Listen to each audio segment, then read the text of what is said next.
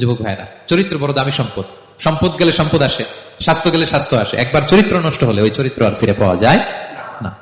আমার যুবক ভাইরা, তোমাদের জন্য শিক্ষা, আর কি টাইপ অফ গুড ক্যারেক্টার, চরিত্র কিভাবে হেফাজত করতে হয় এর মডেল, প্রেরণার বাতিঘর, তাগড়া যুবক, পৃথিবীর সবচাইতে সুন্দর পুরুষ ইউসুফ আলাইহিস সালাম। তাকে দেখে ওই সময়ের আরেক বিশ্ব সুন্দরী জুলাইখা প্রেমে মাতোয়ারা, গোপন কক্ষে নিয়ে প্রেম নিবেদন করেছে, বলেছে ইউসুফ কাক পক্ষে টের পাবে না।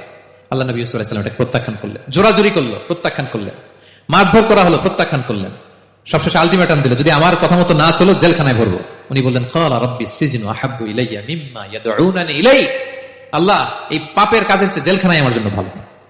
বিনা অপরাধে, বিনা দোষে, এক যুগ মিথ্যা অপবাদে কারাবন্দী ছিলেন সাইয়েদনা ইউসুফ আলাইহিস সালাম। তারপরেও চরিত্রের ব্যাপারে এক বিন্দু কম্প্রোমাইজ করেন।